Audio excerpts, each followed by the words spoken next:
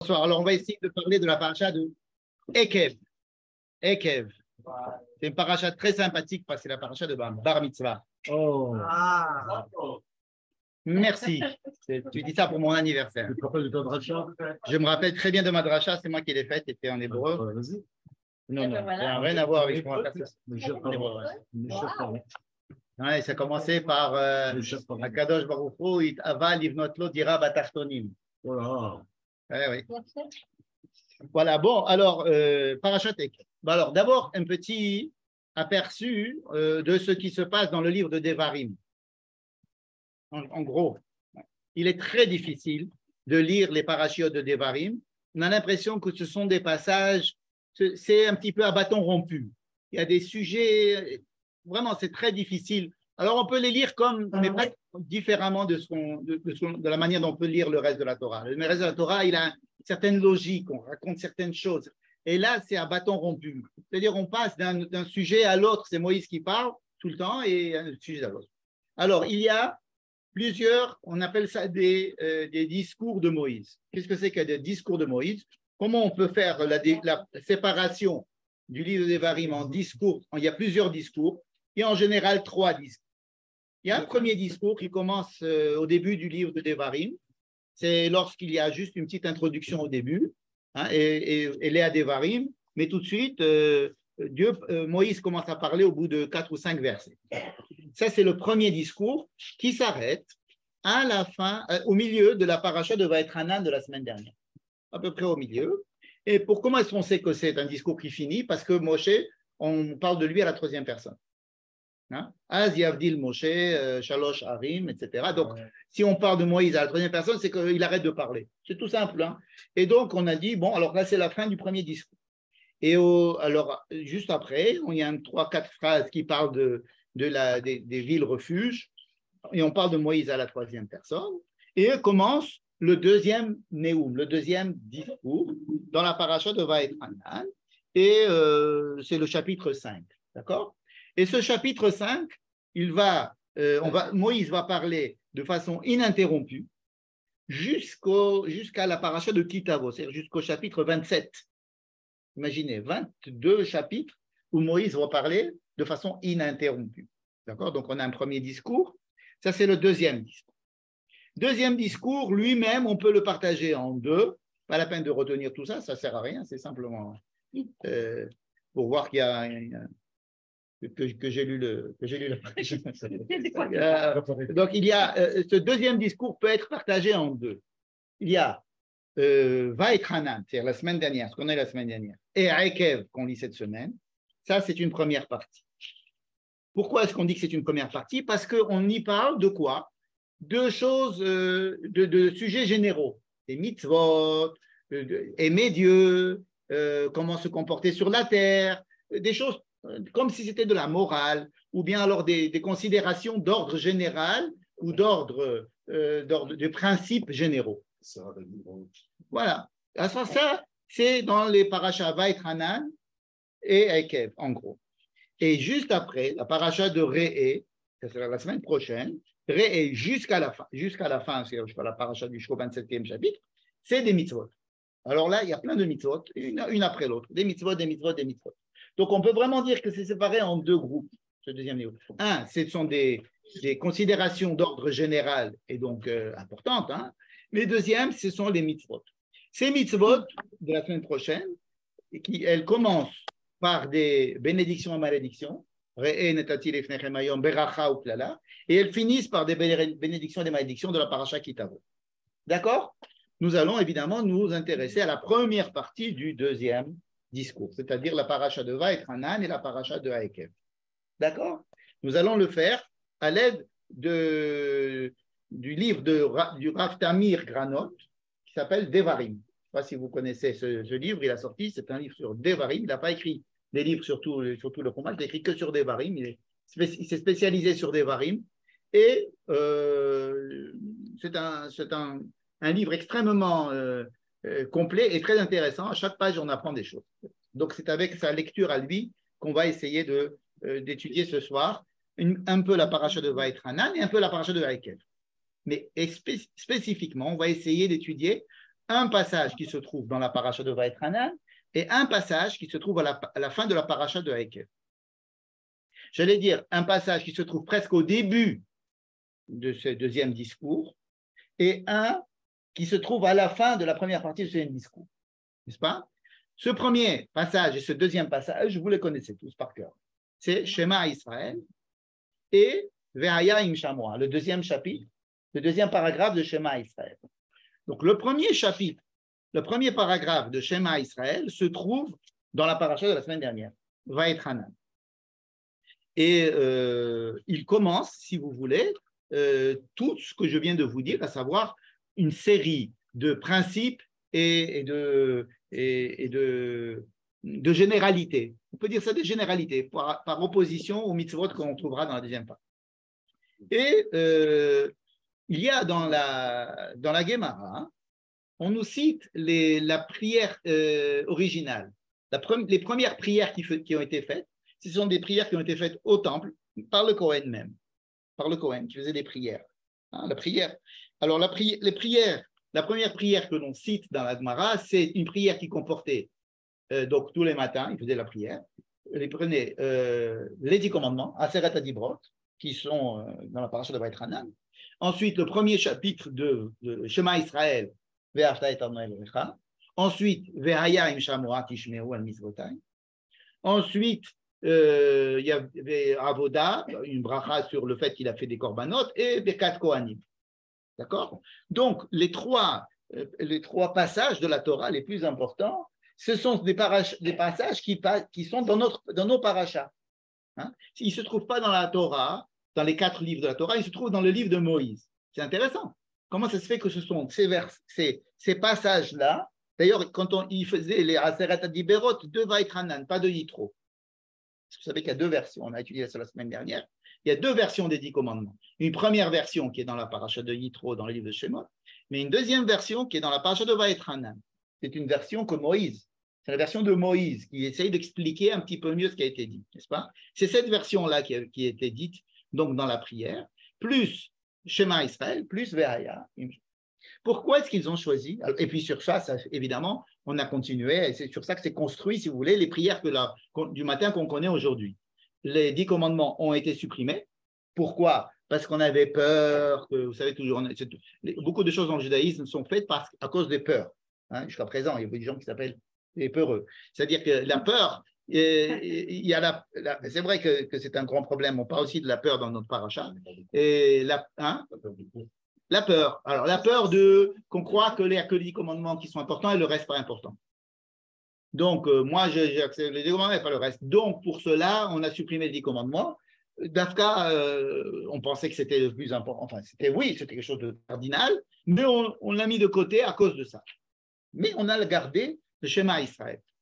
Le Shema Israël, si vous voulez, avec son premier paragraphe et son deuxième paragraphe, redisent les 10 commandements d'une autre manière. Parce que les 10 commandements, ce ne sont pas que des ordres et des mitzvot. C'est vrai qu'il y a des mitzvot, ne tue pas et ne commets pas l'adultère, fais le Shabbat, etc. Mais si vous voulez, ce sont des principes directeurs de toutes les autres mitzvot. Vous savez qu'il y a des rabbins, Rav Sadia Gaon, il a mis toutes les 613 commandements, ils les ont fait rattacher aux mots et aux phrases des 10 commandements. Ça veut dire que c'était en tant que principe de base. Et donc, si ces 2 paraches, d'abord, pourquoi ils ont choisi ces 2 textes? Première question, pourquoi est-ce que les rabbins ont choisi ces 2 textes? Deuxièmement, s'ils les ont choisis, pourquoi est-ce qu'ils ne sont pas l'un côté de l'autre? Il faut les trouver, un dans la paracha presque au début de ce Néoum-là, dans la paracha de Vaïtranan, et un à la fin de paracha Haïkev. Donc au début et à la fin de cette grande introduction de grands principes. Hein? En fait, c'est pour ça que je vous ai dit que je vous ai parlé de la partition du livre de Devarim, pour que vous compreniez que là, nous sommes dans la partie des grands principes. Commencent les grands principes par le premier Shema Israël et finissent ces grands principes par le Ve'haya im Shamoa. D'accord? Alors, peut-être qu'il y a des choses qui sont tellement différentes que un se trouve au début, l'autre à la fin, etc. Voyons ce qui est écrit dans le Shema Israël. Je sais qu'on le connaît par cœur, mais quand même, ce serait bien d'essayer de voir à peu près pas tous les mots, on ne va pas rentrer dans le détail de Shema Israël, mais voir un petit peu de quoi il s'agit à peu près. Alors, il y a écrit Ve'afta et Adonai Elohecha. D'abord, on remarquera que c'est au singulier. Alors, Ve'afta et Adonai Elohecha, tu aimeras ton Dieu, Bechol evavcha ufchol nafshecha ufchol meodecha. Ça veut dire qu'il faut l'aimer et l'aimer. Alors, ce soir, c'est la fête de l'amour. Alors, Ve'afta et Adonai Elohecha, Bechol evavcha, tout ton cœur, ton cœur, ton penchant, ton bon penchant et ton mauvais penchant aussi, de ton âme, même s'il vient, il veut, tu peux même donner ta vie pour lui. Formidable. Et alors, les choses que je te dis, moi, aujourd'hui, qui c'est qui parle? C'est Moïse. Hein? Les choses que je t'indique aujourd'hui, les choses que je t'apprends aujourd'hui, ces paroles-là, ils seront sur ton cœur, tu devras les enseigner à tes enfants. Ça, on en a parlé la semaine dernière. En quoi est-ce que c'était important d'enseigner à ses enfants? C'est-à-dire que tout le sujet de Moïse, tout le problème de Moïse, pourquoi est-ce qu'il écrit ce livre de Devarim? Parce qu'il se dit, voilà, on vit des choses, on est convaincu parce qu'on a vécu des choses, on est impressionné par ces choses, il y a des choses que l'on a vécues et qui sont rattachées au fait même qu'on les a vécues. Mais ces gens-là vont mourir. Les gens qui ont vécu, par exemple, le don de la Torah, ils sont morts. Ils ne sont plus là. Moïse va mourir. Le miracle, tout va partir. Et nous-mêmes, nous sommes morts. Et alors, le problème de Moïse, c'est comment faire pour quelque chose qui a existé, qui était évident pour certaines personnes, va pouvoir continuer à exister dans des générations qui vont venir après. D'accord? Mais alors, il va nous apprendre que ce n'est pas simplement un souvenir, mais c'est essayer de les revivre de façon encore plus intense que les premières. J'ai vu quelque chose. J'ai vu le don de la Torah. Formidable. OK, maintenant c'était un impact, il n'y a plus de don de la Torah, c'est fini. Dieu, il ne descend plus sur le mont Sinaï, les machins, tout ça, c'est fini. Et toi, tu vas mourir. OK, maintenant, qu'est-ce qu'on fait de ça? C'est ça le problème de Moïse. Le problème de Moïse, c'est de dire, OK, est-ce qu'il faut sans arrêt vivre des choses intensément ou est-ce qu'il faut utiliser des substrats, des moyens, des ersatz qui vont nous permettre de quoi? Pas de nous souvenir encore une fois, mais d'essayer de revivre, ça veut dire de rendre intenses ces choses, de les rendre suffisamment intenses, parce que le travail qui va me permettre de rendre ces choses intenses est encore a plus de valeur que le travail, s'il y en a eu, de celui qui les a subis. Vous comprenez? J'ai tombé amoureux de ma femme. Je suis tombé amoureux de ma femme. OK, c'est très bien. Bon. Après-demain, peut-être que je ne serai plus tombé amoureux de ma femme. Je ne serai plus amoureux de ma femme. Bon, qu'est-ce qu'il va falloir que je fasse? Que je je ne suis plus amoureux de toi.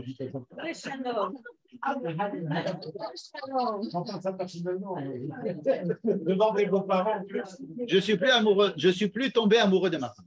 Mais je vais développer un amour pour elle qui doit être supérieur au fait que je sois tombé amoureux. C'est mieux. Je sais pas, c'était prévu à l'avance. C'est-à-dire que ce que je vais devoir développer toute ma vie, ça va être d'essayer de revivre, mais et de faire du chidouche, c'est-à-dire de raviver une flamme, d'essayer de construire une autre sorte de quelque chose qui est venu, qui a été paf. On a reçu un coup de foudre, comme on dit. J'ai eu le coup de foudre. Mais un coup de foudre, c'est aussi rapide qu'un coup de foudre. Le problème après, c'est comment transformer l'essai, c'est-à-dire, mais ce n'est pas pour me rappeler du coup de foudre. C'est essayer de le vivre de façon différente, de pouvoir peut-être me nourrir de lui par des souvenirs, mais ce n'est pas ça le but. Vous comprenez? Donc, comme si ce coup de foudre n'était là que pour me donner un aperçu de ce que je devrais vraiment vivre après. Le don de la Torah, ça ne s'est pas fait pour me dire, ah, ben tu vois, maintenant tu as la preuve, etc. Dieu est descendu, pataté, maintenant débrouillez-vous pour le transmettre. Ce n'est pas ça. Ce n'est pas débrouillez-vous pour le transmettre. il aurait bien préféré de ne pas descendre sur le mont Sinaï pour faire ne pas se dévoiler. Il aurait préféré ça. Qu'on fasse un travail d'en bas vers le haut. Ce qui s'est passé, c'est comme un petit éclair, et puis tout de suite, hop, ça s'en va. Vous connaissez ces grands midrashim qui parlent d'une grande lumière à la création du monde, très grande lumière, qui ensuite a été cachée, et tout notre but après dans la vie, c'est d'essayer à travers cette obscurité de découvrir la lumière. Pas parce que c'est un jeu de cache-cache, mais parce que toute la valeur de la recherche de cette lumière à travers l'obscurité, de la recherche de ce qui a existé à travers l'absence, à travers le fait qu'il n'y a plus cette chose-là, c'est ça la valeur que l'on demande à l'homme. C'est ça qui va faire qu'il va vivre. Et donc, la transmission est est un des moyens, mais ce n'est pas une transmission. Il faut que d'abord qu'il soit dans ton cœur pour que tu puisses les transmettre. C'est-à-dire, si vous allez transmettre quelque chose qui n'est pas rentré dans votre cœur, ça ne va pas rentrer dans le cœur de l'autre. C'est évident. Donc, il faut que ces choses rentrent dans ton cœur et que tu les transmettes. Alors, qu'est-ce qu'il y a? C'est pour ça que Moïse va écrire la Torah. Dans le livre de Devarim, on va nous raconter que Moïse a écrit ses paroles. Pourquoi il écrit ses paroles? Parce que la Torah, c'est aussi un substrat à travers lequel on doit se débrouiller pour essayer de découvrir des choses. L'enseignement des parents, c'est un moyen. Ce n'est pas tout, c'est un moyen. C'est une aide. L'enseignement des maîtres, c'est une aide. La vie, c'est une aide. Les signes que nous recevons, c'est une aide. Toutes ces choses-là nous aident à essayer de découvrir des choses qui ont été dévoilées en flash pour nous dire ça a existé, mais c'est fini. Vous comprenez? Ça a existé, c'est fini, et c'est exprès que c'est fini. Vous comprenez encore une fois? Comme vous connaissez le Midrash qui dit que dans le ventre de sa mère, un ange vient enseigner au nourrisson toute la Torah et tout ce qu'il va vivre dans sa vie et tout ce qu'il va découvrir, puis ensuite il le fait tout oublier. Hein? C'est un joli Midrash qui veut dire dommage, etc. Venez, on va prendre l'embryon, on va l'enregistrer avant. Non, c'est pour nous dire que en fait, toute la vie est une histoire de découverte de choses qui sont cachées, des découvertes de choses qui sont en nous, qui sont chez les autres. Et donc, c'est un travail de d'éplucher et d'essayer de redécouvrir. Voilà. Donc, chacun, il a. Et qu'est-ce qu'on a? On a donc les paroles de Moïse. Voilà. C'est dans ce cadre-là que Moïse parle. Et c'est parce que Moïse dit ces choses-là dans le livre de Devarim et dans le livre de Devarim uniquement que nous avons utilisé des textes qui sont dans le livre de Devarim pour faire, par exemple, ce qu'on appelle la prière. Le schéma va rentrer dans la prière du matin et du soir. Parce que ce sont des textes il faut bien comprendre que ce qu'il veut, c'est que ces choses-là rentrent dans notre cœur et que ça soit une histoire presque d'amour.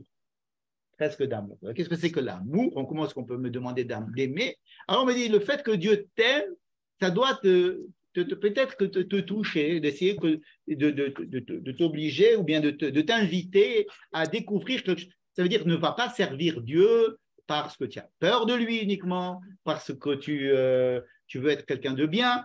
C'est par une relation amoureuse, une relation qui va du cœur. Donc, dans le livre de Devarim et surtout dans notre parashiot, on va parler beaucoup du cœur. Qu'est-ce que c'est que notre cœur? Vous savez que je vous ai déjà dit la semaine dernière, il y a 2 semaines, que les livres de la Torah sont comparés au lulav avec ses hadas et que le hétrog, on le prend avec la main dans l'autre main et on le prend le lulav, n'est-ce pas? Et qu'ensuite on les met ensemble pour faire la bracha. Mais on les prend dans 2 mains. Alors, ce n'est pas parce qu'ils sont trop gros, on pourrait les prendre même, mais c'est parce que le livre de l'Etrog, ça correspond au livre de Devarim. Et les autres, c'est Shemot Vaikra Bamidbar. Vous voyez? Et alors, ils sont très différents, comme le Etrog est différent du reste, n'est-ce pas? Et c'est lui qui va nous donner l'odeur et le goût de tout le reste, n'est-ce pas? Mais ils sont séparés, ils sont de nature différente. Le livre de Devarim, c'est un livre de Moïse, c'est presque de la loi orale, mais que l'autre, c'est la loi qui vient du ciel, qui tombe d'en haut. C'est quelque chose, quelqu'un qui veut nous parler. Pourquoi Moïse nous parle? Il nous parle pour nous ébranler, pour nous toucher, on dirait. On dirait plutôt nous toucher. Il veut nous toucher avec le livre de Devarim. Et c'est pour ça qu'il essaye de partir dans tous les sens. Des fois, il va dans tous les sens. Donc, ces 2 textes que nous essayons de voir ce soir le texte de Ve'ahavta et Adonai Elohim, Shema Israël, Adonai Elohim Echad, Shema Israël, c'est-à-dire écoute. Qu'est-ce que ça veut dire quoi? Écoute, sois attentif à mon message. Sois attentif. Il faut être attentif. Parce que l'homme, il peut vivre et passer à côté, alors qu'il faut être attentif. Quand on dit il faut étudier, ou il faut lire, ou il faut écouter ce que disent les parents, écouter ce que disent les maîtres, écouter ce que dit la vie, écouter ce que dit les... Il faut être à l'écoute, en fait. Chez ça, et Shema Israël, ce n'est pas une question d'étude, c'est une question plutôt d'être à l'écoute. Soyez à l'écoute, Dieu est un, bon, Ve'afta, on en a parlé. Ensuite, tu vas marquer ces choses-là sur ton bras, et sur ton cœur, et entre tes yeux, là, et sur les linteaux de ta porte. D'accord? Ça veut dire que ça va rentrer, on te demande de... par tous les moyens, il essaye que ça reste. Imaginez que vous avez envie de vous dire quelque chose de très important à vos enfants et que c'est un truc que vous avez compris dans la vie et que c'est la dernière fois que vous allez les voir et que vous voulez leur dire quelque chose de vachement important. Alors, vous allez leur dire. Puis vous allez leur dire, écoutez, prends des notes. Je ne sais pas moi, mets-le sur ton téléphone, sur ton mémo. Marque-le sur ta porte, en entrant tu le reverras, vous comprenez, c'est Moïse qui nous dit mets-le partout, mets-le partout. Et alors, et c'est tout, voilà, c'est comme ça que ça se finit ce premier paragraphe. Ça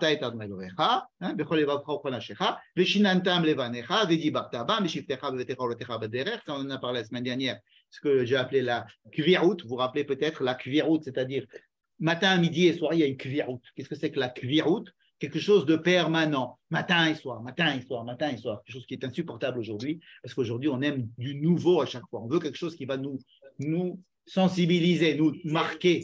Ok, ça, je l'ai déjà entendu, donc je ne vais pas le réécouter. Tu m'as déjà dit ça. Ok, ça, c'est pas la peine de me le répéter. Je suis allé à la synagogue, j'ouvre le livre, ça, je l'ai déjà lu ce matin. Pourquoi je vais le relire ce soir? Vous comprenez? Ça a déjà été dit.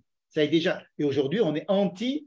On cherche à être à ce qu'il y ait du peps en permanence. C'est-à-dire, si je vous envoie une blague, on va dire ah ouais, celle-là, je l'ai vu. Je vous envoie un petit texto, ah ouais, celle-là, je l'ai vu. Ça veut dire qu'on veut toujours du nouveau. Regarde ça, personne ne l'a vu. Ah ouais, c'est génial. Et on le fait partager. Et on est toujours à l'affût du nouveau.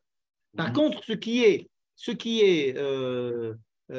tavoua, ce qui est matin et soir, etc., ça, on en est de plus en plus écarté et on en a de plus en plus, on est presque dégoûté. On se dit que ça c'est quelque chose qui n'est pas intéressant.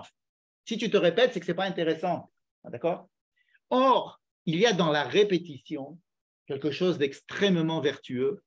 Par exemple, dans l'enseignement, là, nous avons des personnes qui ont vécu des enseignements différents de ceux que nous avons aujourd'hui comme enseignement. Aujourd'hui, un enseignement, c'est beaucoup d'essayer de motiver, de faire un spectacle pour essayer de faire passer un message, ou bien de montrer ça sous forme etc. Avant, c'était apprendre par cœur, laissez-le. L'étape de multiplication, à quoi ça va te servir? Tu as une calculette. Alors arrête. Tu vas apprendre l'orthographe. C'est pas la peine. J'ai dans Google, il me truc. J'ai faire une rédaction. J'ai le chat GPT, il me fait la réduction sur tout. Ça veut dire que il y a la kvéout, si vous voulez, le fait d'enseigner des choses de base et de les répéter, comme ces textes-là, ça a une valeur et même si je ne les comprends pas. Ça a une valeur même si on ne les comprend pas. Il y a une valeur dans la répétition. Dans la répétition et dans le fait de refaire les mêmes choses. Il y a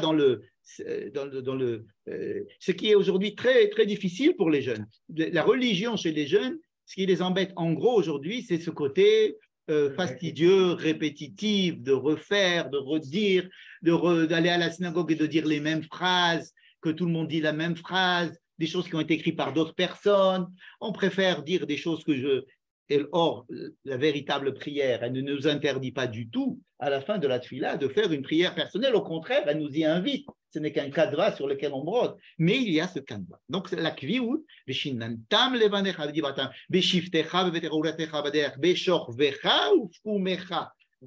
te lèves et il y a de la kviut comme ça. Mais c'est tout ce qui est dit dans ce passage. Dans ce passage, il est dit que cette chose. Bon, voyons le deuxième. Qu'est-ce qu'il y a dans le deuxième? Déjà, ça se dresse au pluriel. Im Shamoa Tishmeu. Bon, c'est vrai que c'est un pluriel. Bon, et alors?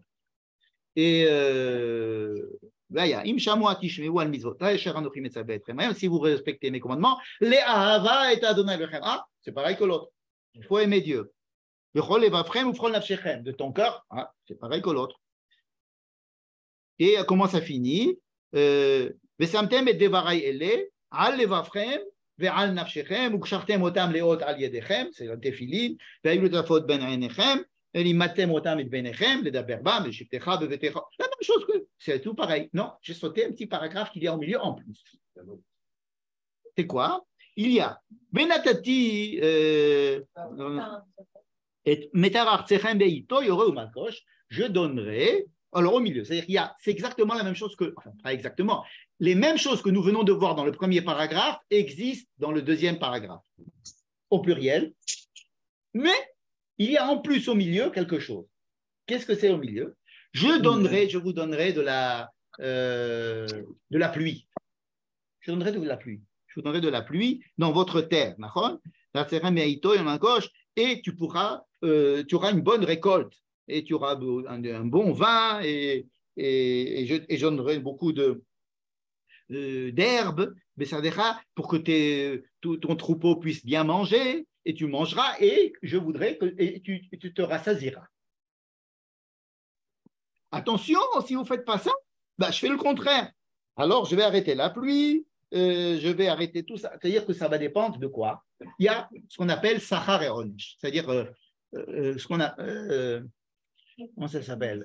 Punition et récompense. Le bâton et la carotte. La batotte et la carotte. Le bâton et la carotte. Donc on se dit, ah, alors qu'est-ce qu'ils disent?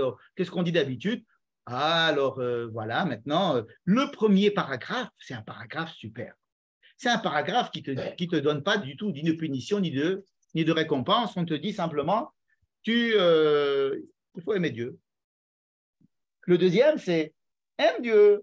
Écris ça. Et si tu le fais bien, ben, je te donnerai des bénédictions. Et si je te donnerai des malédictions. C'est à peu près ça, comme ça qu'on le comprend. Quel est des deux le meilleur? C'est-à-dire le plus élevé, disons. Le premier semble être le plus élevé. Parce que il faut faire les choses sans vouloir récompense. Donc le deuxième, c'est moins, c'est soukbet. C'est deuxième catégorie. C'est bon pour les gens vraiment qui n'arriveraient pas, les pauvres, à faire le premier. Alors on leur dit, mais tu sais, ça sera bien pour vous, vous aurez beaucoup de choses à l'intérieur. Ça, c'est l'explication traditionnelle qui donc explique un peu, si vous voulez, la différence entre le premier et le deuxième paragraphe. Le Rav Tamir Kanot va nous expliquer que ce n'est pas ça. Ce n'est pas ça du tout. Qui aime bien, châtie bien. Non, ce n'est pas du tout une question de punition et ce n'est pas du tout un bâton et une carotte, en fait. De quoi il s'agit? Il s'agit d'une grande différence qui existe entre la paracha de Vaïtranan et la paracha de Rekev. Dans la paracha de Vaïtranan, on parle, si vous voulez, de la religion, comme on a l'habitude, nous, les francophones, de parler de religion. D'accord? Et donc, le summum de la religion, c'est d'aimer Dieu, de faire les choses comme il faut, d'être moral, pourquoi? Parce qu'il faut aimer Dieu, puis c'est tout. Il n'y a pas tellement de récompense. Il n'y a pas de récompense dans Vaïtranan. Il faut aimer Dieu, il faut que tu aimes Dieu, et tu dois même mourir pour Dieu. Un martyr. Donc, Vaïtranan, ce sont des principes, je dirais, de religion. Oui, quand j'en parle, on pense tout de suite à une traduction un peu plus, disons, hein?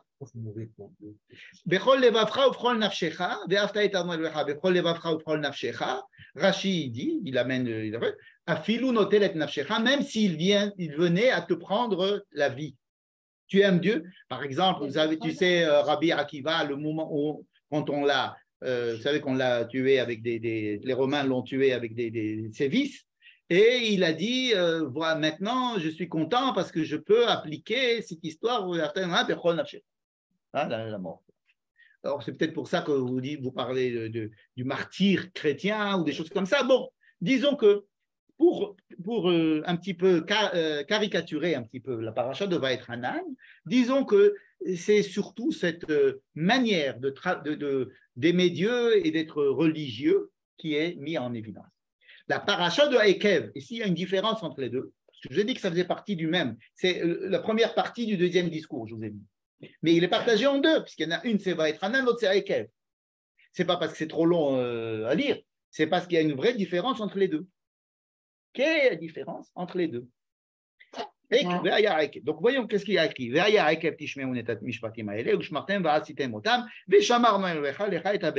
ça commence par le bâton et la carotte. Si vous, si vous écoutez les commandements, je vous donnerai dans le machin. Et sinon, on a l'impression qu'on rentre dans quelque chose qui va nous introduire, si vous voulez, le deuxième paragraphe qu'on va voir à la fin. Eh bien, c'est pas ça. C'est pas ça. La paracha de Ekev, c'est la paracha de Eretz Israël. Qu'est-ce que ça veut dire que la paracha de Eretz Israël? Ça ne veut pas dire qu'on ne parle pas de Eretz Israël dans la paracha de Vaïtranan. Mais ici, on va nous parler de la terre d'Israël comme étant le support, je dirais le terrain de jeu, les règles du jeu, le terrain du jeu, de mon rapport à Dieu. Si, dans la paracha de Vaïtranan, il était plutôt question, même si vous êtes en Israël, etc., mais le terrain de jeu qui est entre toi et Dieu, c'est entre toi et Dieu. C'est la synagogue, c'est l'église, c'est toi et Dieu, toi et ta conscience, toi et ton machin, n'est-ce pas? C'est pour ça que je parlais de religion. Tel qu'en France, on dit, bon, il est religieux, c'est une histoire privée, on peut être citoyen français, d'être de confession, et de faire ça chez soi. La paracha de Ekev, elle dit non, le terrain de jeu sur lequel va se passer ton rapport, toi, avec Dieu, c'est la terre d'Israël. Et c'est quelque chose de totalement nouveau. C'est nouveau aussi pour nous, qui avons 2000 ans de judaïsme, de paracha de Vaïtranan. Nous avons 2000 ans de judaïsme développé parce que nous avons fait de la religion. Nous avons développé une religion, n'est-ce pas? Alors, comme dans la paracha de Vaïtranan, on parle de Eretz Israël, Shana Haba Yerushalayim, etc. Mais on ne peut pas développer, si vous voulez, autre chose que le côté religieux. Donc, il faut aimer Dieu, etc. Dans la paracha de Ekev, c'est les règles du jeu sont différentes. Les règles du jeu se passent ici. Comment est-ce que tu vas aimer Dieu? En labourant ton champ. On disait, Ekev, est-ce que c'est une mitzvah que tu peux faire avec ton talon? C'était de se promener en Israël. De marcher en Israël. Marche en Israël. Fouler le sol d'Israël, c'est ça. Marche en Israël. Mange. Il y a écrit, par exemple, la mitzvah de Birkat Amazon. D'accord? Eretz Nachalema, Eretz Chitalon, Eretz Asher Avane Abba, Ve'achalta, Ve'savata, Uverachta et Adonai Elohecha. C'est de là qu'on apprend Birkat Amazon. Ve'achalta, Ve'savata, Uverachta. Ça ne veut pas dire. Et alors, si un jour tu manges, et si un jour tu es rassasié, alors fais Birkat Amazon. C'est pas ça. C'est je veux que tu manges. Manger en Eretz Israël, c'est aimer Dieu. Hein, David, tu vas aller au restaurant ce soir avec ta femme pour le tout béab. Tu lui dis que faire un repas, tu fais un repas en Eretz Israël, tu fais la mitzvah de Ve'afta. Manger, se rassasier. Et alors, tu béniras Dieu pour la nourriture qu'il t'a donnée. Non. Pour Ve'afta et Adonai Elohecha al haaretz, pour la terre. Ça veut dire que c'est un rapport que nous mettrons peut-être quelques centaines d'années à comprendre nous-mêmes. C'est-à-dire faire le switch entre un judaïsme de Chutz La'aretz et le judaïsme de Eretz Israël, ça va nous demander beaucoup de temps pour comprendre le switch, faire le switch. C'est vraiment un vrai switch qu'il faut faire entre la paracha de Vaïtranan et la paracha de Ekev. On nous explique que la manière dont tu vas te comporter sur la terre, pas avec Dieu, mais avec la terre. Avec la terre. quand tu vas être habité avec la terre, tu vas voir comment est-ce que tu te comportes avec l'autre, avec les gens qui sont à côté de toi, le rapport social, le rapport économique, le rapport, comment tu vas. C'est ça, c'est à travers ça que tu vas vivre ton judaïsme, ta religion. Comprenez, hein? Ce que développait beaucoup le Rav Kook et qui a été très très mal compris, c'est que le judaïsme d'Eretz Israël, il est de nature différente. Mais il est écrit dans la paracha de Ekev. Par exemple, on va vous dire, c'est une terre formidable, la terre d'Israël. Ayanot ut homot yotzim babikra ubahar eretz chita us'ora vegefen ena verimon erezet shemen udvash. N'est-ce pas, dans le lait, le miel, machin, il y a des. À la fin, juste avant Ve'ayim Shamoa, justement, avant notre passage de le deuxième paragraphe de Kriyat Shema, hein, parce que vous avez bien compris qu'entre le premier passage et le deuxième passage, il y a toute une évolution qui va nous amener au deuxième. Hein? Si, je posais la question, pourquoi les deux ne sont pas écrits l'un à côté de l'autre? Le premier décrit une manière d'avoir un rapport à Dieu, et le deuxième décrit une autre manière d'avoir le rapport de Dieu, tout en gardant les mêmes mots. Aimer Dieu sur ton cœur, les mettre sur faire les téphilines et la mezouza, etc. Mais il y a toute une évolution de mentalité à comprendre entre les deux qui sont développées dans la paracha de Ekev qu'il faut comprendre. Alors, juste avant de nous dire c'est-à-dire avant de nous parler du deuxième chapitre, du deuxième paragraphe de Shema Israël, on nous dit les choses suivantes. La terre où tu vas rentrer, elle n'est pas comme la terre d'Égypte, d'où tu es sorti. Ben oui, si on est sorti d'Égypte, ce n'est pas pour avoir une autre terre la même. Bon. Donc, elle doit être. Tu ne nous as pas fait sortir d'Égypte pour trouver une autre Égypte. Non, je t'ai fait sortir d'Égypte pour que tu trouves une terre qui ne soit pas comme l'Égypte. Ah ouais, alors quoi? C'est mieux. C'est mieux, une terre meilleure. Tu m'as fait sortir d'Égypte pour m'emmener sur cette terre-là. Non, en Égypte, il suffit pour toi d'ouvrir le robinet et tu vois le Nil qui coule dans tout ton champ et tu as de l'eau tout le temps partout. Il suffit d'habiter dans la vallée du Nil et puis tu as de l'eau partout. Avec tes pieds, tu fais clink, clink, clink et puis l'eau y rentre et puis tu... Tandis qu'en Eretz Israël où je t'amène, c'est une terre où si tu ne te comportes pas comme il faut, Dieu ne t'envoie pas la pluie. C'est une terre où les yeux de Dieu sont dedans du début de l'année jusqu'à la fin de l'année. Ça veut dire que c'est une terre où tout ce que tu vas avoir, il faut le payer. Ah, c'est moins bien. Vous êtes d'accord que c'est beaucoup moins bien que l'Égypte. Imaginez que l'Égypte, c'est le supermarché gratuit. Vous rentrez, vous remplissez votre caddie, vous ressortez gratuit. C'est sur le compte de la maison. Il y a de l'eau tout le temps. Il n'y a même pas besoin de dire merci. En Israël, alors le supermarché, il est plein. Mais il va falloir que tu payes pour chaque chose. C'est-à-dire que si tu veux avoir de la pluie, il faut que vous soyez méritant. Et ce n'est même pas toi qui dois être méritant. C'est tout le peuple qui doit être méritant. Ça veut dire qu'il n'y a pas simplement la dimension de la terre, comme on a dit, l'agriculture. Il y a aussi des notions du peuple. Il faut que tu commences à comprendre que tu n'es pas toi seul à avoir un rapport avec Dieu. Ce n'est pas une question de religion, de chacun, il a son rapport religieux avec Dieu. C'est une question de peuple, c'est une question de terre, c'est une question de vie sur la terre. Et c'est comme ça que tu vas vivre ta religion. Donc la religion dont je t'ai parlé dans Vaïtranan, voilà comment elle doit être vécue. C'est pour ça que c'est au pluriel. C'est pour ça que c'est au pluriel, bravo. Parce qu'on te fait rentrer. Au début, on te dit, toi, monsieur, Tartampion, tu dois aimer Dieu. Comment tu vas aimer Dieu, hein? Ça veut dire un bon religieux qui va faire ce qu'on lui dit, il va faire le Shulchan Aruch, il va faire toutes les mitzvot, il va aimer Dieu. Même si Dieu me demande tout mon argent, je lui donnerai tout mon argent. S'il me demande ma vie, je lui donnerai ma vie. Imagine. D'accord? Mais comment cette paracha s'applique aux Juifs qui sont là? Laquelle? Ekev. Comment Ekev s'applique aux gens qui sont en Khouslaret? Eh bien, elle ne s'applique pas.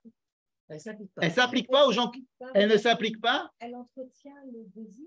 Alors oui, au moins alors tu vas me dire, mais comment est-ce que les gens en Khouslaret continuent à lire la paracha de Ekev? On ne va pas aller leur expliquer, on ne va pas leur dire... chacun avec son rythme, à chacun son rythme. Mais la paracha de Ekev, encore plus que tout le livre de Devarim, qui lui aussi est une préparation en Israël, c'est la paracha qui nous dit, voilà comment je veux que quand tu vas rentrer sur cette terre, pourquoi je t'ai fait sortir d'Égypte et pourquoi je te mets en Israël? Une bonne question. Si l'Égypte, imaginez que l'Égypte, ce soit le pays formidable. Au lieu de nous faire tellement les diplés, machin, et convaincre, etc., on fait comme au Niger, il faut un coup d'État, on prend la place de Pharaon, Moïse, il devient roi d'Égypte, et le peuple d'Israël, il est en Égypte. Ça n'aurait pas été plus simple que plutôt que de nous faire sortir d'Égypte et de nous faire entrer dans une terre où il va falloir payer pour chaque chose. Il y a des conditions sur chaque chose. C'est qu'il n'y a pas de pluie et il n'y a pas de yevoul, il n'y a pas de récolte. Et il y a 6, 1, 2, 3, 4, 5, 6, 7, jusqu'à 613. Et non seulement ça, mais il faut que aussi tout le peuple, en majorité, le fasse. Donc, qu'est-ce que j'ai gagné en sortant d'Égypte et en venant en Israël? Rien. Nahon, sur le plan du compte en banque, rien. Sur le plan de la facilité de vie, rien. Sur le plan du côté sympathique, rien. Alors qu'est-ce qu'on fait là? Alors, tu comprends qu'il reste là-bas. Tu comprends que même s'ils disent Rekev, c'est écrit dans Rekev, ça aussi. C'est-à-dire que si tu veux essayer si tu veux être upgradé ton existence sur Terre en essayant de remplir une certaine mission sur Terre, que tu restes en Égypte, ça ne va pas te faire upgrader, tu ne vas pas remplir ta mission sur Terre. Le peuple d'Israël en Égypte, il ne va pas remplir sa mission sur Terre. Le peuple juif, il a une mission à remplir, il doit faire quelque chose de sa vie et ça ne peut se faire que lorsqu'il va travailler pour pouvoir arriver à cette chose-là dans des conditions difficiles. Mais il y a tout. Tout est là. Il peut y avoir de l'eau, il peut y avoir du ski au Golan, il peut y avoir tout ce que tu veux. Ça peut être une terre formidable. Vous pouvez avoir des roses dans le désert, hein, d'accord? Mais il faut bosser. Il faut bosser, il faut avoir confiance, d'accord? Donc c'est une très difficile mission. En sortant de peuple d'Égypte et en le rentrant en Israël, c'est une très difficile chose qui s'est passée. Nous, quand on fête la sortie d'Égypte, à Pessah, on est tout content et on fait machin, etc. Mais il faut savoir qu'on rentre dans des problèmes. On le sait, oui. Alors, vous êtes rendu compte? C'est que les problèmes qu'on a vus à cachériser la maison avant, c'est rien par rapport aux vrais problèmes qui se passent lorsque le soir de Pessah, je prends sur moi d'être juif dans l'histoire juive. C'est pour ça qu'on dit « Je suis l'Éternel, ton Dieu, qui t'a fait sortir d'Égypte. » C'est-à-dire, si tu veux avoir un rapport avec moi, il faut que tu sortes d'Égypte et que tu ailles en Israël. Et c'est pour ça que ça met 40 ans pour rentrer là-bas, parce qu'il faut c'est pas facile du tout. Nous, on a pris l'avion, ça nous a duré 4 heures, mais il faut un temps d'adaptation énorme. Je parlais de plusieurs dizaines ou centaines d'années pour qu'il y ait cette adaptation, ce switch à faire. Et là, on fait le switch, on doit être un américain, on fait ce switch. Entre le premier paragraphe du schéma et le deuxième paragraphe, c'est exactement le switch. Alors vous allez me dire, si le deuxième, c'est l'essentiel, et c'est l'essentiel, à quoi il sert le premier? Parce que maintenant, ce qu'on vient de démontrer, c'est que le deuxième, il est plus important que le premier. Non, moi j'ai perdu le fil. Pourquoi ce n'est pas une punition et ce n'est pas une punition, c'est pas un bâton et une carotte. Voilà ce que tu as perdu parce que je ne l'ai pas dit encore. C'est pas une punition et une carotte. C'est la manière dont tu vas le vivre, elle va se passer comme ça. C'est-à-dire que quand tu vas voir qu'il n'y a pas de pluie, c'est qu'il y a quelque chose qui ne va pas dans le peuple et dans votre rapport avec Dieu. Et donc, et toi, et avec ton rapport avec la terre. Si, par exemple, j'aime ma femme, il y a quelque chose qui ne va pas. Il y a quelque chose qui ne va pas. Alors, il y a quelque chose qui ne va pas dans mon couple. S'il y a quelque chose qui ne va pas dans mon couple, alors on va se fâcher. Alors, ce sont des conséquences d'une mésentente. Ce ne sont pas des punitions. Hein? Si tu n'aimes pas ta femme, alors, ou bien si tu n'aimes pas ton mari, alors il va te donner des coups. Ah oui, alors c'est des punitions. Quand on dit que la terre ne va pas donner son yevoul et que tu ne vas pas et que la pluie ne va pas tomber, ce n'est pas une punition et ce n'est pas une récompense. C'est des conséquences qui sont très, très bien décrites dans la paracha. C'est comment manger, comment boire, comment appliquer sa vie, vivre une vie normale en Israël avec des principes de la Torah. Vous comprenez? Ces principes de la Torah, je les ai appris par exemple dans Vaïtranan, avec les 10 commandements. C'est indispensable. Alors Moïse est très très conscient du fait de dire, si je vais aller leur dire qu'en Israël, le but, c'est de ne pas être religieux, c'est de vivre normalement, eh bien alors ils vont vivre normalement et ils vont tout abandonner. Ils vont abandonner Dieu. Ils vont croire que le but, c'est manger et se rassasier et ils ne vont pas faire Birkat Hamazon. Et c'est sans arrêt dit. Tu vas aller, tu vas fabriquer même dans Parashat Vaïtranan, il y avait déjà ce truc. Tu vas avoir des enfants, tu vas construire des belles maisons, tu vas avoir une belle voiture, tu vas avoir un très beau compte en banque, tu vas pouvoir voyager à Miami tous les 3 mois, etc. Et alors, tu vas oublier Dieu. Pourquoi est-ce qu'en sortant d'Égypte, je t'ai fait passer un stage dans le désert? C'est pour que tu apprennes comment vivre en Israël. Alors, vivre en Israël, ce n'est pas être chiloni. Vous comprenez? Ce n'est pas être chiloni. C'est vivre comme un chiloni et être dati au fond. Vous comprenez? Ça veut dire vivre comme un chiloni dans le sens faire tout ce qu'il faut pour construire ce pays et labourer, aller à l'armée, faire tout ce que vous voulez, c'est-à-dire avoir le côté concret, matériel, participatif et dévoué, mais il faut qu'il y ait à l'intérieur l'intention qui ne peut pas exister et qui est dite dans le premier paragraphe. Tu vois le glissement sémantique qui arrive gros comme une maison, hein. On va enfoncer les portes ouvertes, mais la Shoah et la réforme judiciaire à l'heure actuelle, ça ne fonctionne pas avec ce que tu dis. Tu veux que maintenant je parle de la Shoah? Non, je ne veux pas que tu parles de la Shoah. J'ai dit, je ne veux pas enfoncer les portes ouvertes. Donc, j'ai fait non, non, je vais te dire. Il faut essayer de comprendre quelle est la Torah du Rav Kook. Comment est-ce que le Rav Kook il a compris ces choses-là, il a essayé de les transmettre et ce n'est pas passé. Pour plusieurs raisons, ce n'est pas passé beaucoup. C'est parce que peut-être son langage n'était pas assez, peut-être qu'on n'était pas encore prêt à écouter ce qu'il disait, etc. Mais il nous disait, et la paracha de Ekem nous dit, je veux que tu ailles, je veux la manière dont tu vas te comporter en Israël, ça va être la manière que je veux que tu m'aimes. C'est comme ça, ça va être le test, comment ça va que tu m'aimes. Pour m'aimer, qu'est-ce qu'il faut que tu fasses? Il faut que tu manges et je veux savoir comment tu vas manger. Il faut que tu te rassasies, je veux savoir comment tu vas te rassasier. Je veux savoir que tu vas bénir Dieu. Pourquoi? Pour la terre qu'il t'a donnée et sur laquelle tu manges. Et quand tu vas manger un fruit de la terre d'Israël et tu vas te dire, mais pourquoi je suis là? Par exemple, à la paracha de Kitavo, lorsque je vais apporter les bikurim. Attendez, mais je suis là, mais je n'étais pas là avant et j'étais en Égypte et je suis sorti.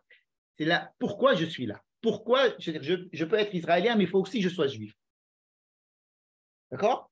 Mais alors, le but, c'est d'être juif ou d'être israélien? Le but, c'est d'être israélien. Mais ne pas oublier que je suis juif. Si vous voulez caricaturer. D'accord? Ça veut dire que tout le but, si je pense au premier paragraphe uniquement, je passe à côté de l'essentiel. Si j'ai le deuxième paragraphe uniquement, je passe aussi à côté de l'essentiel parce que je risque de glisser. Et c'est pour ça qu'il arrive à la fin seulement de la paracha de Rekel. Toute la paracha de Rekel me dit, regarde la terre où tu es. La terre où tu es, tu ne vas pas pouvoir avoir de... Pourquoi est-ce que je veux que tu pries pour qu'il y ait de la pluie et si tu ne pries pas ou bien si tu ne te comportes pas bien, il n'y aura pas de pluie? Parce que je veux que tu vives ce rapport à Dieu à travers la pluie. Je veux que tu vives le fait de manger ton pain à travers ton rapport à Dieu. C'est très difficile de faire ça en même temps. Non, mais ça peut être aussi, j'ai des choses positives qui m'arrivent et je remercie Dieu pour ça. Absolument, ça. Exactement. Il faut savoir d'où viennent les choses. Si tu penses que tu as eu ta maison et ta voiture et ton compte en banque, grâce à toi, un point c'est tout, non, sache qu'il y a derrière Dieu. Alors c'est pour ça que, par exemple, il y a un passage très, très bizarre au début de la paracha et on dit c'est pratiquement dans le Rishon de la paracha. Dieu, il t'a fait souffrir en te donnant de la manne. Je sais qu'il y a des gens qui vont dire, il t'a affamé et ensuite il t'a donné de la manne. Non, il t'a fait souffrir en te donnant de la manne. Après, il va dire, les man nasotecha. Je t'ai donné la manne pour te faire souffrir. On croyait que la manne jusqu'à présent, c'était un super truc. Les nasotecha, ça veut dire quoi? Les anotecha, ça veut dire que c'est pour te faire inouï. Comme à Kippour. Ça veut dire qu'il nous dit tout le truc qui est passé pendant le désert, quand je t'ai donné la manne dans le désert où tu n'avais rien à faire, c'est un inouï. Pourquoi c'est un inouï? Parce que c'est comme la période de stage, où tu n'es pas encore en train de vivre quelque chose de naturel. Tout ce qui s'est passé dans le désert n'est pas naturel et ça ne devrait jamais, on ne devrait jamais retrouver ce qui s'est passé dans le désert. Ce n'est pas un état idéal du tout. C'est un état, j'allais dire peut-être même un peu enfantin, de l'enfance par rapport à l'état adulte qui va être à l'entrée en Israël. C'est un état de stage. C'est un état où on va te faire des choses. C'est comme les tironoutes. Vous ne pouvez pas faire l'armée si vous n'avez pas fait les tironoutes. Mais le but, ce n'est pas les tironoutes. Le désert, c'est le tironoute. La manne, c'est les tironoutes. Et pourquoi tu m'as fait les tironoutes avec le désert? Parce qu'à chaque fois que tu vas manger ton pain, et tu vas te dire, mais qui c'est qui a fait ce bon pain? Ah, comment tu l'as fait? Bravo. Où t'as acheté la farine? Super, machin. Ben, on va remercier celui qui a fait la farine, merci, etc. Donc, on dit, non, tu vas remercier Dieu. Bon, d'accord, je remercierai Dieu parce qu'il a envoyé la pluie pour faire pousser la farine. D'accord? Où est-ce qu'il est Dieu dans l'histoire? C'est Dieu qui fait tomber la pluie. Donc, Dieu, il a fait tomber la pluie. Keilou, c'est lui qui a fait, c'est pas le vent, c'est pas les nuages, c'est Dieu qui a fait tomber. D'accord, Dieu il a fait tomber la pluie, et puis après, ça y est, Dieu il est parti. Après, c'est moi qui me suis occupé de tout le reste. C'est moi qui ai fait, qui semé jusqu'au pain. On va me dire, quand je vais manger ce pain, qu'est-ce que je vais faire comme bénédiction? C'est toi qui as fait sortir le pain de la terre. Excuse-moi. Toi, peut-être que tu t'es occupé de la pluie, et encore, tu t'es peut-être occupé à ce que ça pousse, et encore. Bon, c'est la nature, mais tout le reste, c'est moi. C'est moi qui ai pris la farine, c'est moi qui ai tout fait. Non, on va dire même ce que tu as fait. Dieu, il se trouve où? Il se trouve dans la force qu'il t'a donnée, dans l'intelligence qu'il t'a donnée, dans tout ce qui se passe dans ta vie quotidienne. C'est là qu'il se trouve Dieu. Ne va pas le chercher dans les nuages. Hamotzi lechem mina haaretz, ça veut dire que c'est tu trouves Dieu dans tout le cheminement de ce pain, y compris et peut-être surtout dans ta partie à toi. Parce que c'est lui qui t'a donné l'intelligence. Vous connaissez la blague, le type, il priait pour que Dieu lui envoie de l'argent, et puis ça ne marchait pas, puis un jour il a une idée, il a fait une start-up, et il a gagné de l'argent, plein d'argent. Alors il va à la synagogue, il va chez Dieu, il dit, bon, ça va, je t'ai prié, tu ne vas pas envoyer d'argent, mais merci, je me suis arrangé tout seul. J'ai réussi à être riche sans toi. Il dit, mais attends, mais qui c'est qui t'a donné l'idée? Qui c'est qui t'a donné les possibilités? C'est quoi toi? C'est quoi toi et ton intelligence et ta capacité et ton optimisme? Si ce n'est pas Dieu, c'est ton optimisme, c'est ta combativité, c'est ta manière de fabriquer, d'avoir des idées, de ton rapport avec les gens. C'est là qu'il faut trouver Dieu, vous comprenez? Où se trouve Dieu? Peut-être dans la page de Vaïtranan, il se trouve au Mont Sinaï en train de nous parler. Dans la page de Vaïtranan, il se trouve là, il se trouve dans la vie normale. Quand on dit qu'il se trouve dans la terre, ça ne veut pas dire qu'il se trouve simplement dans la biologie, dans le fait qu'il y a des graines qui poussent et que, Dieu, il a bien fait le monde, donc ça pousse bien. Non, même dans toi, dans ce que tu fais, dans ton rapport avec les gens, dans ton rapport avec toi-même. C'est Havaya, comme on dit. C'est quoi Dieu? Dieu, c'est les 4 lettres qui veut dire l'existence. L'existence, le fait que tu existes, le fait que ça existe. Alors, essaye de servir Dieu dans l'existence, dans ton existence. Et la terre d'Israël, elle va exacerber ton existence. C'est une terre qui va te mettre à bout dans ton existence. Elle va te faire mettre à bout dans tous les domaines pour que tu sentes cette existence. Ça veut dire que quand je suis en Égypte, je vis. Mais je vis peut-être sur du 110 volts. Mais quand je suis en Israël, je vis, mais sur du 3000 volts. Parce que c'est ça le rapport avec l'électricité, avec l'existence. C'est ça qui est dit dans la paracha de Hakev. C'est-à-dire la vie qui va être tendue, elle va être tendue en Israël. On va te tendre la vie. Hein. J'écoutais dernièrement quelqu'un qui parlait du stress. On disait que le stress était très mauvais. Et puis, il disait, non, mais attention, vous savez, ils ont fait des études, des gens qui vivaient sans stress, ils vivent très longtemps. Si on supprime le stress des animaux et ou bien des êtres humains, si on leur enlève tout le stress, ils ne vivent pas longtemps. On a besoin d'un peu de stress. Un peu, pas beaucoup. Pas trop de stress. Bon, le peuple juif, vous avez raison, il a un peu trop. Alors, c'est pour ça qu'on lui demande un peu plus et qu'il nous pardonne des fois et encore. Mais c'est vrai que c'est pour ça qu'on est toujours vivant. Le stress, c'est la vie. Non, mais c'est vrai. Le stress, il faut considérer Ezer Kendekdo. Pour que ce soit une contradiction, pour que ce soit une aide. Ça veut dire quoi? Tu ne veux pas me laisser tout seul, tranquille. Pourquoi tu me mets en face de moi quelqu'un qui va être le contraire de moi, qui va être opposé à moi, qui va être différent de moi, et en lui disant oui, ça va t'aider. Mais ça ne va pas m'aider puisqu'il est différent de moi. Ça a l'air paradoxal, cette histoire. On sait que c'est le. Et donc en Israël, c'est sous tension. C'est vrai qu'on est sous tension. Alors, je ne sais pas si dans vos communautés, vous dites ça le soir de Rosh Hashanah, que Dieu est sur la terre d'Israël, il a ses yeux branchés sur Israël du début de l'année jusqu'à la fin de l'année. Les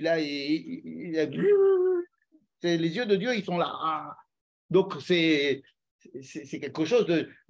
On est sous tension, avec tous les problèmes que cela cause. Et ça nous demande. Alors, il y a dans le deuxième paragraphe du schéma Israël, des données qu'il n'y avait pas dans le premier. Un, tu fais partie d'un peuple et tu n'es pas toi tout seul face à Dieu. Et faire partie d'un peuple, ce n'est pas donner 100 shekels au KKL. C'est faire partie d'un peuple, c'est se dire que je fais partie d'un peuple qui est pluriel, qui est différent, qui ne voit pas les choses de la même manière que moi, et je dois avoir ici une tension terrible entre moi et les autres pour faire sortir des choses qui devraient sortir à la fin avec beaucoup de issourim, comme des accouchements. Ça veut dire que tu fais partie d'un peuple. Et ce peuple, ils pensent tous différents l'un de l'autre. C'est ça que tu fais partie d'un peuple. Ce n'est pas de pas peur, tu n'es pas seul. Si c'était tu es un peuple parce que tu n'es pas seul, ça aurait été de nous caresser dans le sens du poil. Non, non. Tu fais partie d'un peuple où tout le monde pense différemment, où c'est très difficile de vivre ensemble dans ce peuple-là, parce que c'est la représentation dans ce peuple en miniature de tous les peuples, de toutes les manières d'être. Donc tu fais partie et ta manière à toi de faire partie du peuple va dépendre de ton amour de Dieu. D'accord? Deuxièmement, tu dois absolument essayer que ces choses-là soient dans ton cœur. Il faut que ces choses-là rentrent dans le cœur, qu'ils ne restent pas dans l'esprit. Troisièmement, tu fais partie d'une terre. Et ton rapport à la terre et ton rapport à la manière dont tu vas te comporter avec la terre et avec les gens et avec ta vie, avec comment tu vas faire ton pain, c'est ça le rapport que tu vas avoir avec Dieu. Et comme Dieu est en train de manager tout ça, eh bien alors ta réponse, elle va être pratiquement automatique. Quand la conséquence, elle va être automatique. C'est pas si tu es bien, alors je vais t'envoyer de la pluie. C'est si tu ne mets pas ton pull en sortant, tu vas attraper froid. C'est différent. Je ne vais pas te punir si tu ne mets pas ton pull, mais tu vas attraper froid si tu ne mets pas ton pull. Quand la maman dit à son petit, mets une veste avant de sortir, il pleut, c'est pas si tu sors sans veste, je vais te punir.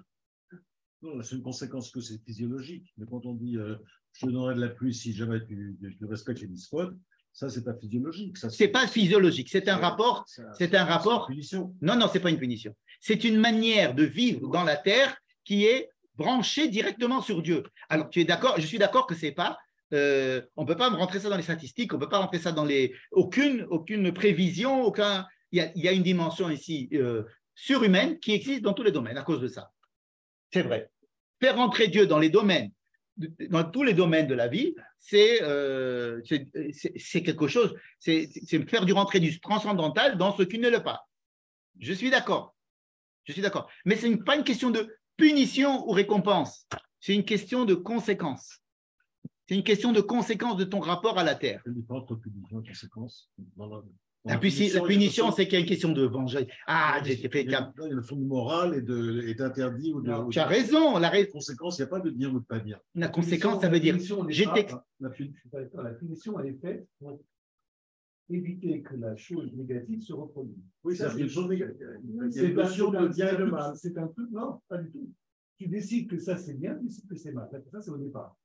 La punition, elle est faite pour. Une fois que tu as décidé que ça c'est mal, tu donnes une punition, et auquel cas, si tu refais ça, tu vas progressivement ne plus. C'est pour ne pas le refaire, c'est pour avoir peur de la punition, c'est pour avoir, c'est une sanction, disons une sanction. Ok. Non, mais Maintenant, moi, ce quoi Yehuda, mais le point, c'est que dans une conséquence, il y a une relation de cause à effet. à effet. Alors voilà, Aussi, la cause, alors la cause et l'effet, c'est quoi? La cause et l'effet. On croit que la cause, nous sommes tous des scientifiques. Il y a la cause et l'effet. Là, on nous fait rentrer entre la cause et l'effet, de savoir que sur la terre d'Israël, surtout, il y a Dieu qui intervient à tous les niveaux. Et ça, c'est de lui. Et ton rapport moral avec les gens et avec la terre intervient aussi à tous les niveaux. C'est que ce sont des données qu'il faut faire rentrer dans les causes que nous n'avons pas l'habitude de faire rentrer. Mais ça, c'est de l'ordre de la Emouna. Oui, bien sûr, évidemment. Oui, Et c'est ça qu'il faut, c'est pour ça qu'on parle sans arrêt de faire rentrer ça dans ton cœur. Si tu n'y crois pas, ben ok, tu peux y aller. C'est pas la peine de rentrer dans l'histoire. Normalement, c'est pas de Les l'ordre de la conséquences, il n'y a pas une sorte Mais d'émouna. si, alors c'est pour ça qu'on va utiliser. Physiologique. Oui, je sais. Automatique. Quand on dit une cause et une conséquence, ce sont les mots qu'on utilise parce que nous sommes des scientifiques et qui savons que pour qu'il y ait de la pluie, il faut qu'il y ait une température comme ça, il faut qu'il y ait un anticyclone qui soit là, hein. Il faut qu'il y ait des causes, il y a des trucs, et même si ça nous dépasse parce que c'est trop grand et trop fort, mais ce sont des causes physiques, physiologiques, des choses qui… Or, on nous dit ici, alors on nous parle de ça parce qu'on est impressionné par la pluie, mais en fait, on nous dit non, ne soyez pas impressionné par la pluie, soyez impressionné par le fait que tu as l'intelligence de faire une start-up, ou de faire avoir l'intelligence de fabriquer ton pain, de savoir comment pétrir. Dans cette force de pétrir, on te fait rentrer Dieu. De ce que savoir ce que tu vas faire avec ton pain, si tu vas le donner aux pauvres, une partie aux pauvres. De là, ça veut dire que on fait rentrer du moral, on fait rentrer du transcendantal dans une chaîne qui, d'habitude, est entièrement logique, scientifique, matérielle. Voilà. C'est ça le souci de Moïse. Le souci de Moïse, c'est de nous dire comment faire rentrer cette partie de transcendantal à l'intérieur d'une… Parce que ce qui est demandé, ce n'est pas d'aller maintenant, de rester dans le désert, de construire là-bas des monastères, on serait très religieux. Les gens les plus religieux sont ceux qui sont dans les déserts, parce que je suis séparé de la vie, je suis séparé de tous les… Hein, donc d'abord, je vais être religieux. Donc je ne veux pas que tu sois religieux de cette manière.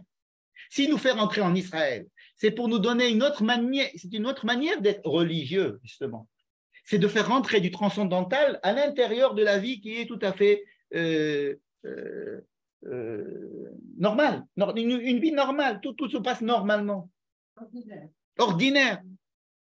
Le but dans la terre d'Israël, c'est de vivre de façon ordinaire, de façon extraordinaire, et d'accepter que tout est extraordinaire. Mais il y a deux éléments qu'il faut faire entrer en ligne de compte, c'est que Dieu a ses yeux sur la terre en permanence et que la manière que tu as de respecter ces mitzvot sont aussi des éléments qui vont faire que la chaîne de la cause à effet va pouvoir se réaliser ou pas. Vous comprenez? Et ce n'est pas une punition dans le sens vous ne m'avez pas fait plaisir, alors je vais vous punir. Vous m'avez fait plaisir, alors je suis… Vous comprenez? L'histoire si tu prends tes médicaments, tu vas aller mieux. C'est pas pareil que, écoute, fais-moi plaisir et je t'offrirai un bouquet de fleurs, ça n'a rien à voir. D'accord? C'est la conséquence. Pour que tu puisses vivre bien sur cette terre et que la terre puisse donner son abondance, il faut que tu te comportes d'une certaine manière sur cette terre, qui est la prise en compte de ton rapport avec Dieu et la prise en compte de ton rapport avec le peuple et de la terre et toutes les choses qui sont dans la paracha de Héké. Vous comprenez? Voilà. Mais tout cela se passe au travers d'une histoire nationale. Absolument. Et alors, on est très frustré quand c'est une histoire nationale. Parce que moi, je suis bien, mais l'autre, il n'est pas bien. Alors, qu'est-ce que je fais? Alors, on va se dire, c'est à cause de lui, machin, etc. OK, c'est vrai. Il y a aussi une dimension individuelle qu'il ne faut pas annuler, bien qu'aujourd'hui, j'ai essayé de la mettre en sourdine. Il y a aussi une manière individuelle. Le premier paragraphe du Kriyat Shema existe aussi. Les Juifs qui habitent en dehors d'Israël sont aussi des Juifs. Il y a aussi cette manière. Nous avons vécu là-bas 2000 ans et nous continuons à vivre ici aussi comme ça, un petit peu aussi. Mais le but, c'est-à-dire de passer de premier paragraphe au deuxième paragraphe, c'est ça que je voulais vous montrer. C'est upgrader de passer de la paracha de Vaïtranan à la paracha de Rekev. Et c'est exactement le sujet de notre génération et de ces générations qui vont venir après, c'est de savoir comment vivre ici cette religion, hein, en continuant à respecter le premier paragraphe, mais surtout en vivant le deuxième paragraphe. Vous comprenez? Et c'est pour ça que Moshe nous demande de mettre, les Rachamim, nous demandent de faire ce premier paragraphe, ils les ont choisis pas pour rien. Vous voyez, vous comprenez pourquoi? Parce que chacun représente deux manières d'aimer Dieu et l'une est complémentaire de l'autre. Les premières années en Israël, c'était très matérialiste, c'était pas du tout j'aime Dieu, et pourtant le pays, il y a dans une construction, il y a le côté ciment, le côté végétation, il y a le côté des meubles, il y a une étape à chaque chose.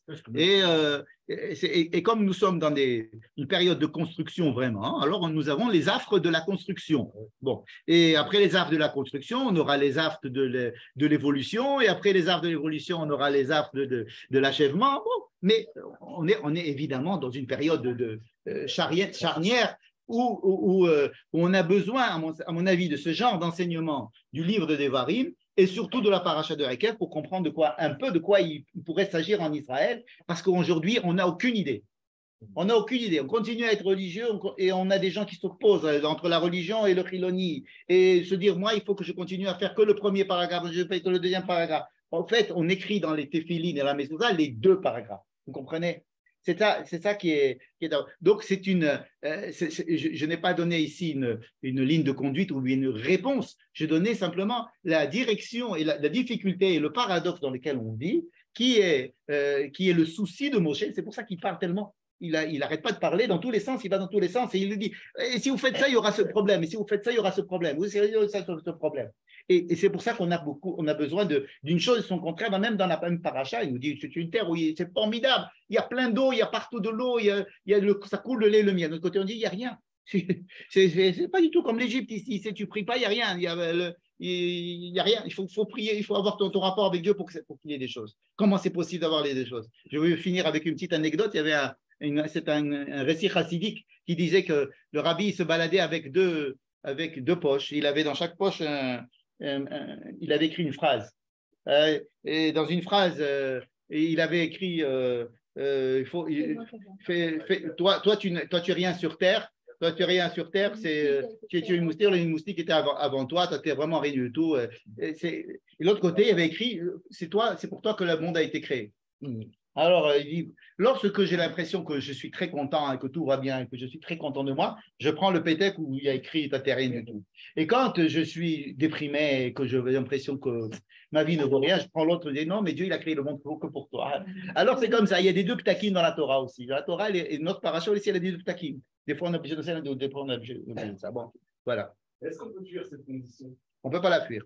On peut pas la fuir. Non. Ça n'a rien de partir vivant comme ça arrête. Essaye. Non, tu peux. Par exemple, beaucoup de gens essayent. Tu peux essayer, par exemple, de pas être ce que tu es, d'être quelqu'un d'autre. C'est possible aussi. Mais dans le fait qu'il y ait les deux paragraphes, comme tu l'as souligné, il y a une indication de prédominance de l'une ou de l'autre. Le but, c'est le deuxième. Le moyen, c'est le premier. C'est-à-dire qu'on va en crescendo.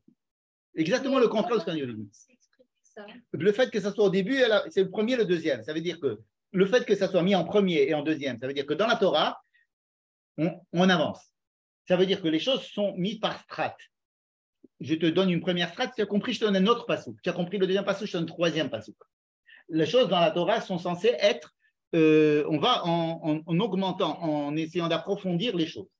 Donc le fait que le premier paragraphe de Shema Israël se trouve avant Ve'ayem Shamoa, d'accord, c'est une indication pour nous dire que Moïse a essayé de nous amener jusqu'à la fin de la paracha de Rekev. Et donc c'est le but. Et pourtant, on garde ce premier paragraphe essentiellement et on les met les deux, n'est-ce pas?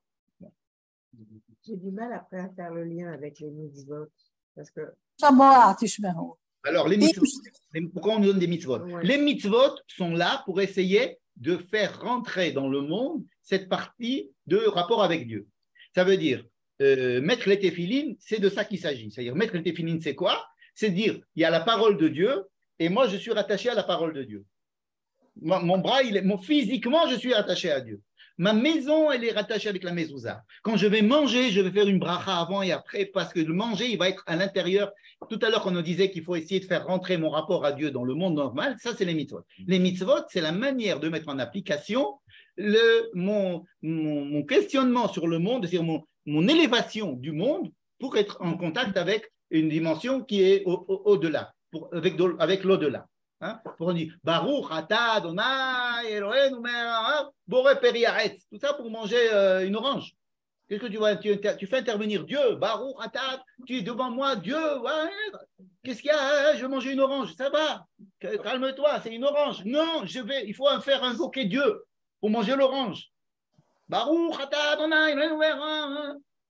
Tu comprends? La mitzvah, elle vient me demander d'avoir un rapport à Dieu sans arrêt. Alors, c'est vrai qu'on a fait pendant 2000 ans, on a mis Dieu à la synagogue ou à l'église et on a vécu différemment. En Israël, on nous demande justement de mélanger ces deux choses. D'accord? C'est pour ça que les rabbins disent que toutes les mitzvot ont été données que pour être appliquées en Israël.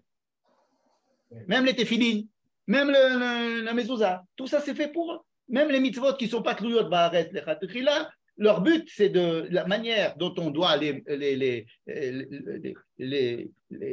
en profiter complètement, c'est en Israël. Pardon, excusez-moi. Je me permettre quelques petites remarques. Vous, madame, parlez de Emouna. Carole. Vous avez parlé de Emouna. En fait, la terre d'Israël a été donnée aux Juifs, au peuple juif. C'est marqué dans la Torah à tous les passages, partout. Et on a vu ce qui s'est passé pendant 2000 ans où le peuple juif était hors de sa terre, où des voyageurs sont venus et ont décrit une catastrophe, un désert. Ouais. Et quand le peuple juif est revenu sur sa terre, cette terre a été magnifique, avec des choses incroyables. Donc, il n'y a pas besoin de Emouna, il suffit de regarder ce qui se passe. Cette terre, elle est faite pour le peuple juif, et le peuple juif revenu sur cette terre, elle refait fleurir les jardins. Il y a une question, Michel. Et pour vous, madame, les mitzvot, qu'est-ce que c'est que les mitzvot? Justement, quand vous mangez